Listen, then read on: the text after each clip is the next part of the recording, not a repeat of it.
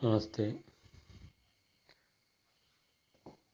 പ്രളയത്തിൽ പോലും അത് സദ്ഘനമജമായി നിൽക്കുന്നു ആത്മതത്വം എന്ന് പറഞ്ഞു.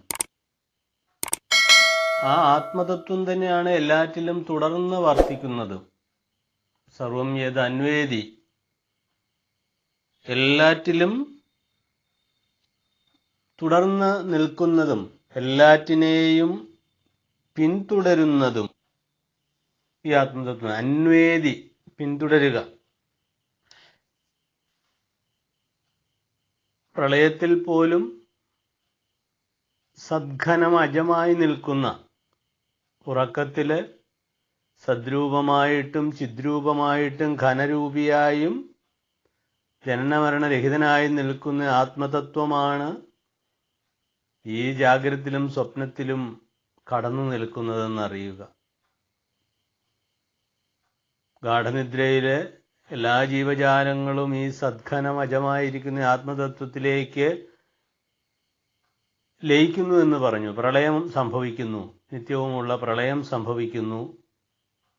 ആ പ്രളയത്തിൽ ഏതൊരാത്മതത്വത്തിലേക്കാണോ ചെന്നു ചേർന്നത് അതുതന്നെയാണ് പിന്തുടർന്നും വരുന്നത്, തുടർന്നും നിൽക്കുന്നത്. ഈ ജാഗ്രത സ്വപ്ന എന്ന് പറയുന്ന രണ്ടവസ്ഥകളിൽ അന്വേഷിച്ച് ചെല്ലുമ്പോൾ ഒരവസ്ഥയാണെന്ന് അറിയാൻ സാധിക്കും. അങ്ങനെ ഈ ജാഗ്രത സ്വപ്ന അവസ്ഥകളിലും തുടർന്നു നിൽക്കുന്നത് ഏതൊരു തത്വമാണോ ലയിച്ചു കടന്നപ്പോൾ ആ ലയനം സംഭവിച്ചത്, ഏതൊരു തത്വത്തിലേക്കാണോ ചെന്ന് വിലീനമായത് ആ തത്വം തന്നെയാണ് ഇപ്പോഴും പിന്തുടർന്നു നിൽക്കുന്നത്. പറയാറുള്ളത് പോലെ കടലിൻ്റെ ഉദാഹരണം ഓർക്കുക. വെള്ളം തന്നെയാണ് തിരകളായിട്ടും കുമിളകളായിട്ടുമൊക്കെ വന്നു ചേരുന്നത്. വെള്ളത്തിലും കുമിളയിലും തുടർന്നു നിൽക്കുന്നതും ജലം തന്നെ, ജലമല്ലാതെ മറ്റൊന്നില്ല. ഏതൊരാത്മതത്വമാണോ ഉറക്കത്തിൽ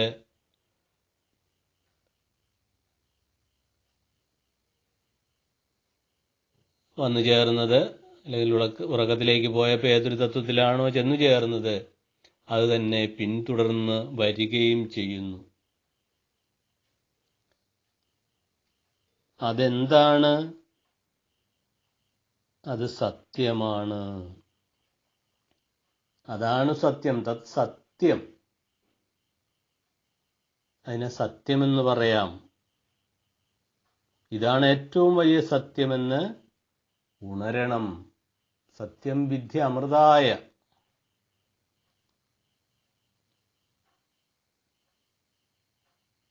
ഈ അമൃത തത്വത്തെ അറിയുന്നതിനു വേണ്ടിയാണ് സദ്ബുദ്ധിയുള്ളവര് പ്രവർത്തിക്കുന്നത്.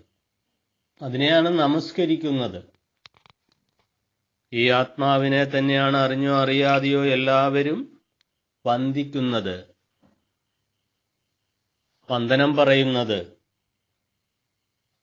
നിർമ്മലധികൾ, നിർമ്മല ബുദ്ധികൾ ഈ ആത്മാവിനെ തന്നെയാണ് വന്ദിക്കുന്നത്, അല്ലെ പ്രണമിക്കുന്നത്. അതാണ് പരമമായ സത്യമെന്ന് അറിയേണ്ടതുണ്ട്. ഉണരണം. ഊഹശാലി ഉണരണമെന്ന് ആത്മോപദേശത്തിൽ പറയുന്നു. ഉണരേണം ഊഹശാലി. ആത്മതത്വം അറിയുന്നവനാണ് ഊഹശാലി. ഊഹങ്ങളിൽ കൂടി, അല്ലെങ്കിൽ വിചിന്തനത്തിൽ കൂടി, മനനത്തിൽ കൂടി ആത്മാവിനെ അറിയുവാൻ ഒരുവന് സാധിക്കണം.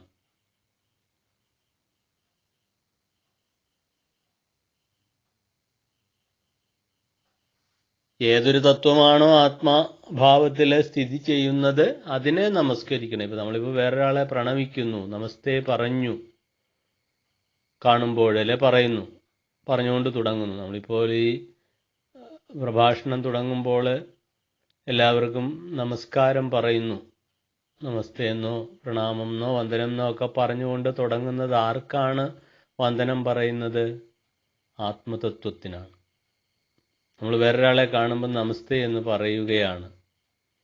അയാളോട് വന്ദന രൂപത്തിൽ ഏതെങ്കിലും ഒരു ശബ്ദം പുറപ്പെടുവിക്കുന്നു.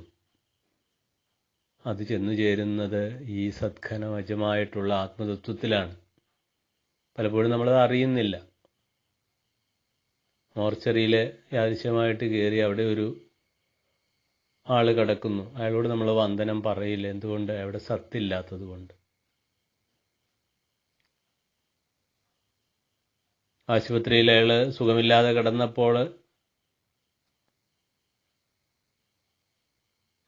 ചെല്ലുന്നവരൊക്കെ അയാളെ ഏതെങ്കിലും തരത്തിൽ ബഹുമാനത്തോടും ആദരവോടും കൂടി കാണുമായിരുന്നു. ചത്തു കഴിഞ്ഞാൽ പിന്നെ ആദരവതിന് കൊടുക്കില്ല. ജീവന്റെ തുടിപ്പുണ്ടെങ്കിൽ മോർച്ചറി കൊണ്ടിടുമോ? ആത്മാവിൻ്റെ ഒരു സാന്നിധ്യമുണ്ടെങ്കിൽ നമ്മൾ ബഹുമാനിക്കും. അത് പോയി കഴിഞ്ഞാൽ ഉടനെ നമ്മൾ പറയണം മോർച്ചറിയിൽ വെക്കണം. എന്താണ് ഇവിടെ വയ്ക്കാൻ കൊള്ളത്തില്ല. അത് പിന്നെ ഇരിക്കാൻ പറ്റിയ സ്ഥലം എന്ന് പറയുന്നത് മോർച്ചറിയാണ്. അപ്പം അതിനോട് പിന്നെ നമുക്ക് ബഹുമാനമില്ല, വന്ദിക്കില്ലാരും. ബഹുമാനം ഉണ്ടായിരുന്നത് അതുകൊണ്ട് കത്തിച്ചു കളയുമോ? അപ്പം യഥാർത്ഥ ബഹുമാനം, യഥാർത്ഥ വന്ദനം ചെന്നു ചേരുന്നത് ആത്മാവിലാണ്, അറിഞ്ഞോ അറിയാതെയോ. നമ്മൾ അറിയുന്നില്ലായിരിക്കും. അതുകൊണ്ട് സത്യത്തിന് മാറ്റമൊന്നുമില്ല. അപ്പം നല്ല ആളുകള്, സദ്ബുദ്ധികള് ഈ ആത്മതത്വത്തെ നമസ്കരിക്കുന്നു. അതിനെ സത്യമെന്നറിയണം. അതാണ് യഥാർത്ഥ സത്യം. യഥാർത്ഥമായി ഈ ലോകത്തിൽ അറിയേണ്ടത് ഇതാണ്. ഈ പലതും അറിയുന്നു, പലതും പഠിക്കുന്നു, സയൻസ് പഠിക്കുന്നു, മാത്സ് പഠിക്കുന്നു, അല്ലെങ്കിൽ ടെക്നോളജി കരസ്ഥമാക്കുന്നു. ഇതൊക്കെ എന്തിനു വേണ്ടി? നിന്റെ ആത്മാവിന് വേണ്ടിയാ കുഞ്ഞെ, അല്ല മറ്റൊന്നിനും വേണ്ടിയല്ല. അപ്പം ഏതൊന്നിനു വേണ്ടിയാണോ ഈ ലോകത്തിലെല്ലാം പ്രവർത്തിക്കുന്നത്, വർത്തിക്കുന്നത്, ആ ആത്മാവിനെ അറിയുന്നതാണ് ലോകത്തിലെ ഏറ്റവും പരമമായ പുണ്യം എന്ന് പറയുന്നത്. അല്ലെ, യഥാർത്ഥ അറിവെന്ന് പറയുന്നതാണ്. ആ അറിവ് നേടിയിട്ട് മറ്റെന്തെങ്കിലും അറിവൊക്കെ നേട്. അല്ലെ, ഈ അറിവ് നേടാതെ മറ്റുള്ള അറിവൊക്കെ നേടിയാലും ആ അറിവ് അപൂർണമാണ്. അത് ഭുക്തിക്ക് കൊള്ളാം, മുക്തിക്ക് ഉപകരിക്കില്ല. അതുകൊണ്ട് മുക്തിസാധനമായ, മോക്ഷസാധനമായിട്ടുള്ള ഈ ആത്മതത്വമാണ് അറിയേണ്ടത്. അതുതന്നെയാണ് സത്യം. അപ്പം ഇതൊക്കെ എല്ലായിടത്തും എല്ലാവർക്കും പറഞ്ഞു കൊടുക്കാൻ സാധിക്കുന്നതല്ലേ ഏറ്റവും വലിയ പുണ്യം എന്ന് പറയുന്നത്. ഇത് 1000 യജ്ഞങ്ങൾ നടത്തുന്നതിനേക്കാൾ ശ്രേഷ്ഠമാണ് ഈ ആത്മതത്വം ഒരാൾക്ക് പറഞ്ഞു കൊടുക്കാൻ സാധിക്കുക. അതിന് ഏതെങ്കിലും തരത്തിൽ സഹായിക്കാൻ ഒരുവന് സാധിക്കുന്നുവെങ്കിൽ അത് അത്യപാരമായ നന്മയാണ് ചെയ്യുന്നത്. ഒരാൾക്ക് ഒരു പൂജ ചെയ്യുകയോ യജ്ഞം ചെയ്യുകയോ പ്രസാദം കൊടുക്കുകയോ ഒക്കെ ചെയ്താൽ അതുകൊണ്ട് കിട്ടുന്നത് തുച്ഛമായ ലാഭങ്ങളാണ്. മറിച്ച് അനന്തമായ ലാഭം കിട്ടുന്നു. ഈ ആത്മതത്വം പറഞ്ഞു കൊടുക്കുന്നത് എന്താണെന്ന് വെച്ചാൽ അയാളെ ജനന മരണങ്ങൾക്ക് അപ്പുറത്ത് കടത്തിവിടുന്ന പ്രക്രിയയല്ലേ. അതാണ് വിവേകാനന്ദ സ്വാമി ഒരിക്കൽ പറയുകയുണ്ടായി, എവിടെയെങ്കിലും മനുഷ്യർ കഷ്ടപ്പാടിൽ ആണ്ടുകിടക്കുന്നുവെങ്കിൽ അവിടെ പാഞ്ഞെത്തുക, അവരുടെ സങ്കടങ്ങൾ ദൂരീകരിക്കുക. ഏറി വന്നാൽ ആ പ്രയത്നത്തിൽ നിങ്ങൾ മരിച്ചു പോയേക്കാം. എന്നാൽ എന്ത്?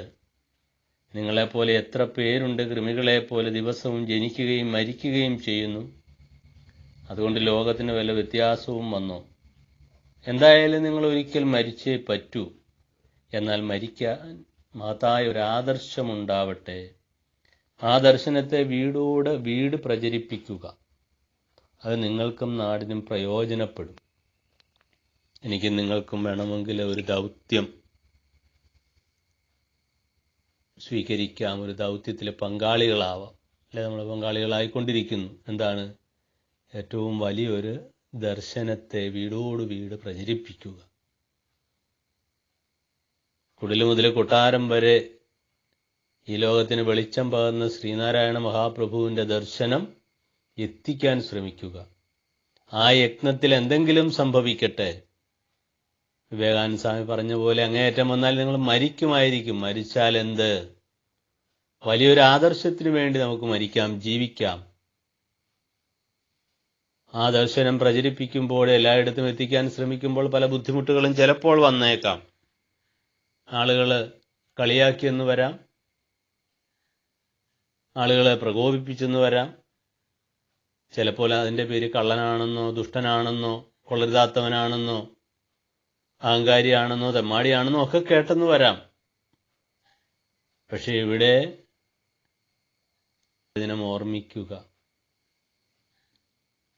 നിങ്ങൾക്ക് നാടിനും നന്മ വരുത്തുന്നതാണ്, പ്രയോജനപ്പെടുന്നതാണ്. അതുകൊണ്ട് സധൈര്യം മുമ്പോട്ട് പോവുക. ഇവിടെ നമുക്ക് മുമ്പിൽ വലിയൊരു ആദർശമുണ്ട്. ശ്രീനാരായണ ഗുരുദേവൻ, ഗുരുവിൻ്റെ ദർശനം. അതിനുള്ള യത്നമാണ് നമ്മൾ കൂട്ടായിട്ട് ചെയ്യേണ്ടതല്ലേ ചെയ്തു വരുന്നത്. അതിനിടയ്ക്ക് വരുന്ന ഓരിയിടലുകളെ ശ്രദ്ധിക്കേണ്ട കാര്യമേ ഇല്ല. അതൊക്കെ ഒരു വഴിയിൽ അത് നടന്നുകൊണ്ടിരിക്കും.